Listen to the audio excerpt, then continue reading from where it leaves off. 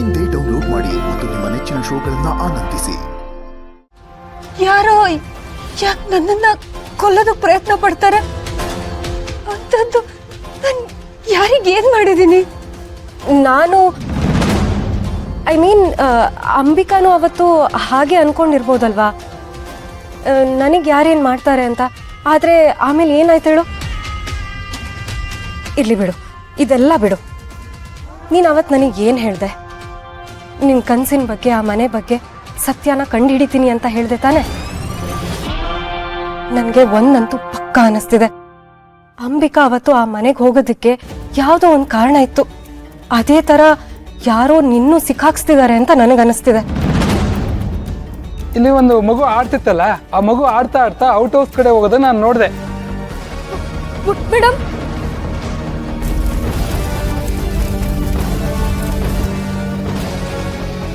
ದೇವಿಯವರೇ, ನಾನು ನಿಮ್ಮನ್ನು ನಂಬ್ತೀನಿ. ನೀವು ಹೇಳ್ತಿದ್ದೀರಾ ಅಂದರೆ ಅದು ನಿಜಾನೇ ಇರುತ್ತೆ. ಸದ್ಯ ನೀನು ನನ್ನನ್ನು ನಂಬ್ತಿದ್ಯಲ್ಲ, ನನಗಷ್ಟೇ ಸಾಕು. ಈಗ ಸಮಾಧಾನ ಆಗ್ತಿದೆ.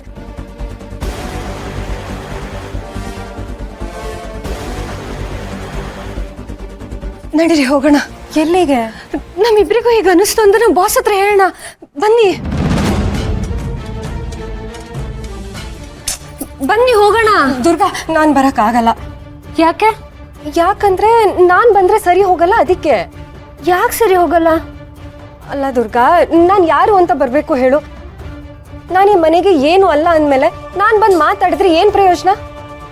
ಅಲ್ಲ, ನೀವವತ್ತು ಈ ಮನೆಯವ್ರು ನನಗೆ ಮುಂಚೆ ನಾನು ಪರಿಚಯ, ಅಂಬಿಕಾ ನನ್ನ ಫ್ರೆಂಡ್ ಅಂದ್ರಿ. ಅಲ್ಲ ದೇವಿಯವ್ರೆ, ಈ ಮನೆಯವರು ನಿಮಗೆ ಮುಂಚೆಯಿಂದನೂ ಪರಿಚಯ ಇರೋದ್ರಿಂದ ನೀವು ಬಂದು ಹೇಳಿದ್ರೆ ಅವ್ರು ನಂಬ್ತಾರಲ್ವಾ? ಓ ದುರ್ಗಾ, ನಿನಗೆ ಹೇಗೆ ಹೇಳಿ? ನೋಡು, ಅಂಬಿಕಾ ಹೋದ್ಮೇಲೆ ನಾನು ಈ ಮನೆಗೆ ಬಂದೇ ಇಲ್ಲ. ಈಗ ಸಡನ್ ಆಗಿ ಬಂದು ಅಂಬಿಕನ್ ಸಾವು ಆಕಸ್ಮಿಕ ಅಲ್ಲ ಅಂತ ಹೇಳಿದ್ರೆ ನಂಬ್ತಾರ? ಮತ್ತೆ ನಾನು ಹೋಗಿ ಹೇಳಿದ್ರೆ ಹೇಗೆ ನಂಬ್ತಾರೆ? ನೀವು ಬರಲ್ಲ ಅಂದ್ರೆ ನಾನು ಹೇಳಲ್ಲ ಅಷ್ಟೇ. ಓ ದುರ್ಗಾ, ದುರ್ಗಾ ಪ್ಲೀಸ್ ಅರ್ಥ ಮಾಡ್ಕೋ. ನೀನ್ ಹೋಗಿ ಶರತ್ ಹತ್ರ ಮಾತಾಡಿದ್ರೆ ಅವ್ರು ನಂಬ್ತಾರೆ. ಅವಾಗ ಅವ್ರು ಏನಾದ್ರೂ ಒಂದ್ ಮಾಡೇ ಮಾಡ್ತಾರೆ. ಆದ್ರೂ ನೀವು ನನ್ನ ಜೊತೆ ಬಂದ್. ದುರ್ಗಾ, ಹೇಳ್ತಿದ್ದೀನಲ್ಲ, ನೀನೇ ಹೋಗಿ ಮಾತಾಡು. ಅಂಬಿಕನ್ ಸಾವಿನ ರಹಸ್ಯ ಏನು ಅಂತ ಗೊತ್ತಾದ್ರೆ ಆ ಸತ್ಯ ಹಿತಂಗೂ ಗೊತ್ತಾಗತ್ತೆ. ಅವಾಗ ಹಿತಂಗೆ ಶರತ್ ಮೇಲಿರೋ ಅಭಿಪ್ರಾಯನೂ ಬದಲಾಗತ್ತೆ. ಅವಾಗ ಅಪ್ಪ ಮಗಳು ಒಂದಾಗ್ತಾರೆ.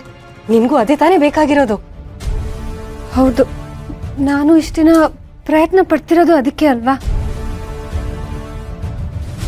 ಹೌದು, ಆದ್ರೆ ನೀನು ಅವರಿಬ್ಬರನ್ನ ಸದ್ಯಕ್ಕೆ ಒಂದ್ ಮಾಡಿದ್ರೆ ಅಂಬಿಕನ್ ಸಾವಿನ ವಿಷಯ ಬಂದಾಗಲ್ಲ ಹಿತ ಮತ್ತೆ ಶರತ್ ಮೇಲೆ ಕೋಪ ಮಾಡ್ಕೋತಾಳೆ.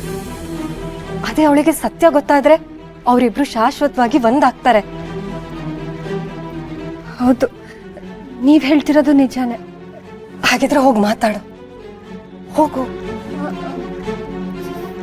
ಸರಿ, ನಾನು ಮಾತಾಡ್ತೀನಿ.